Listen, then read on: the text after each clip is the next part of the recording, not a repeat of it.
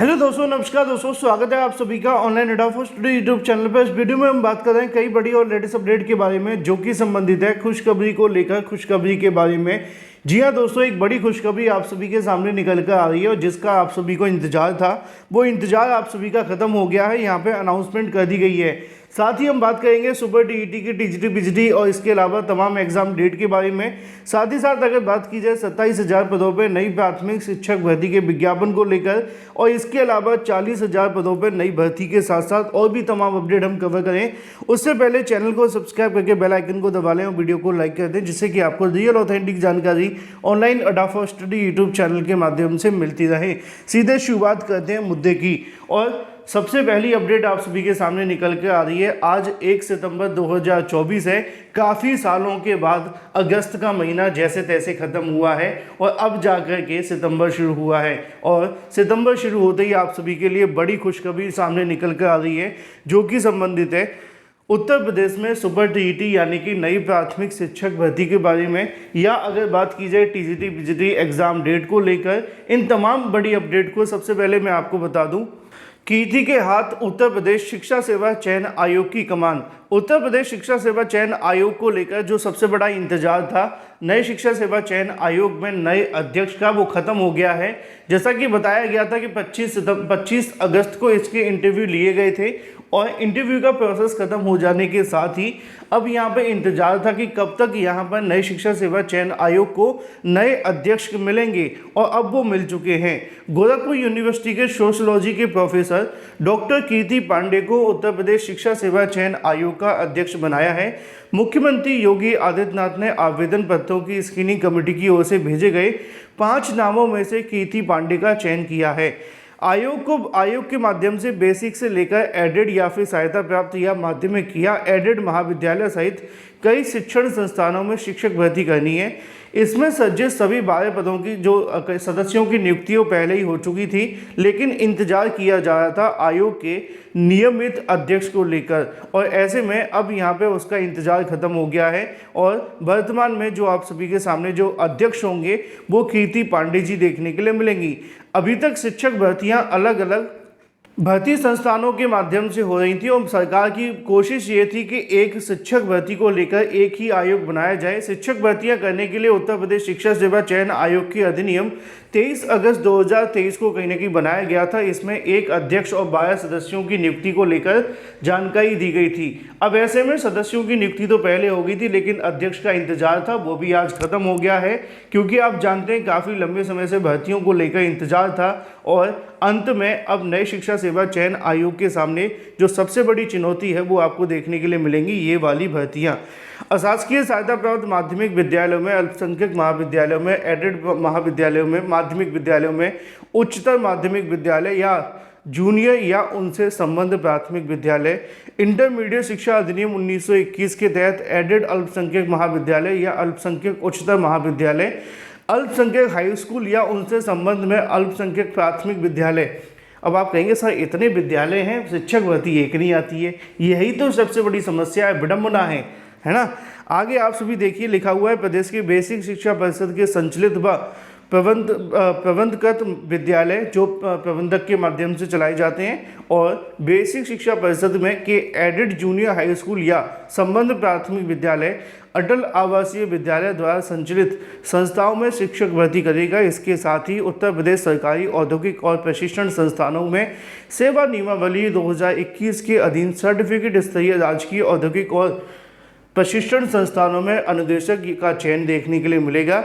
उत्तर प्रदेश शिक्षक पात्रता परीक्षा यानी कि यूपीटीईटी का भी आयोजन होगा।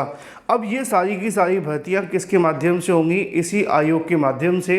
और खुशखबरी की बात आप सभी के सामने निकल कर आ गई है कि भाई नए शिक्षा सेवा चयन आयोग को अंततः अब जो स्थायी अध्यक्ष है वो मिल चुके हैं। अब यहाँ पर देखना ये होगा कि भर्तियों को लेकर कितनी जल्दी होती है, क्योंकि टीजीटी पीजीटी के एग्ज़ाम को लेकर 2022 में इसका विज्ञापन निकाला गया था और अब जाकर के इसकी परीक्षा की जो उम्मीद है वो और ज़्यादा बढ़ गई हैं।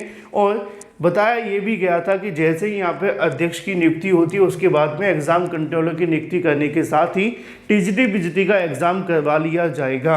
अब उम्मीद है कि जल्द ही टीजीटी पीजीटी का जो कहीं ना कहीं बनवास है वो ख़त्म हो, और इसी के साथ सुपर टीईटी भर्ती को लेकर भी, क्योंकि सुपर टीईटी के लिए भी कहीं ना कहीं जब नई शिक्षक भर्ती की बात की जाती थी तो सरकार कहीं ना कहीं नए शिक्षा सेवा चयन आयोग में अध्यक्ष ना होने की बात को लेकर के खड़े हो जाते थे। अब नए शिक्षा सेवा चयन आयोग में अध्यक्ष भी आ चुके हैं, तो ये निश्चित तौर पे सुपर टीईटी और टीजीटी पीजीटी वाले अभ्यर्थियों के लिए खुशखबरी तो है ही है। साथ ही साथ अगर बात की जाए 27,713 पदों पर भर्ती को लेकर भी एक अपडेट आप सभी के सामने है। हाल ही में 68,500 पदों पर भर्ती के संबंध में जानकारी दी गई थी, जिसमें हाईकोर्ट ने कहा था कि 27,713 पदों पर 2 माह में भर्ती कराए सरकार। इलाहाबाद हाईकोर्ट की लखनऊ पीठ ने 2018 से शुरू हुई 68,500 शिक्षक भर्ती को लेकर 27,713 पदों के लिए 2 माह में परीक्षा कराने का आदेश दिया है। इस संबंध में राज्य सरकार और बेसिक शिक्षा परिषद की निर्देश दिया है कि कोर्ट ने अपील दाखिल करने वाले अभ्यर्थियों की अधिकतम आयु सीमा में छूट देने पर भी गौर करने का आदेश दिया है। कोर्ट ने कहा है कि अगर परीक्षा में कोई वादा है तो उसकी जानकारी एक हिंदी व अंग्रेजी समाचार पत्रों में प्रकाशित कर दी जाए, जिससे कि अभ्यर्थियों को पता चल सके ये परीक्षा क्यों नहीं कराई जा रही है।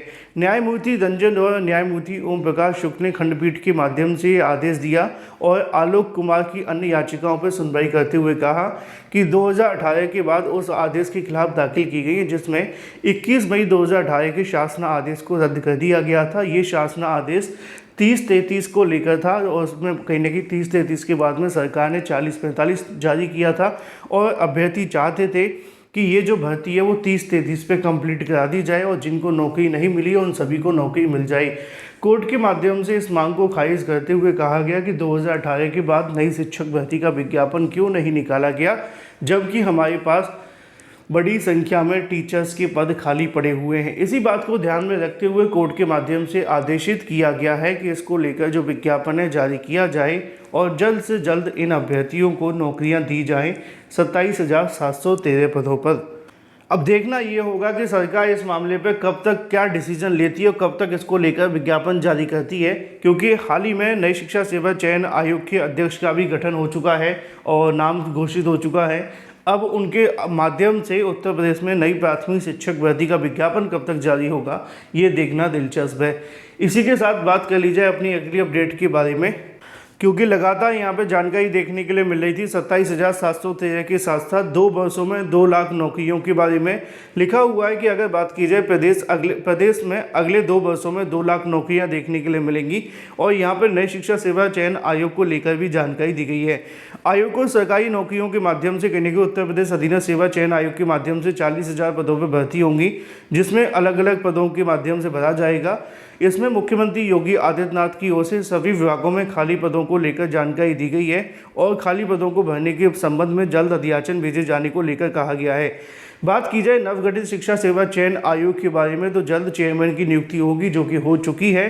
फिर डिग्री कॉलेजों में और माध्यमिक स्कूलों में शिक्षकों के कहीं न कहीं जो खाली पदें भरे जाएंगे। सरकारी नौकरियों के अलावा युवाओं को आउटसोर्सिंग व संविदा के माध्यम से भी नौकरी दिलाई जाएगी। प्रतियोगी परीक्षाओं की नकल व पर्चा लीक रोकने के लिए सख्त कानून बनाकर ठोस कदम उठाए गए हैं। इसी का नतीजा है कि पुलिस विभाग के माध्यम से हाल ही में आयोजित की गई भर्ती परीक्षा फुल प्रूफ ढंग से आयोजित कर नकल माफियाओं को कड़ा सबक सिखाया है। बीते 7 वर्षों में योगी सरकार के कार्यकाल में 6 लाख से अधिक युवाओं को सरकारी नौकरी मिल चुकी है। वहीं संविदा पर 3,75,000 युवाओं को नौकरियां दी गई। अब देखना ये होगा कि आगे क्या होगा। जो मिल गया उसको भूल जाओ। Thank you for watching this video.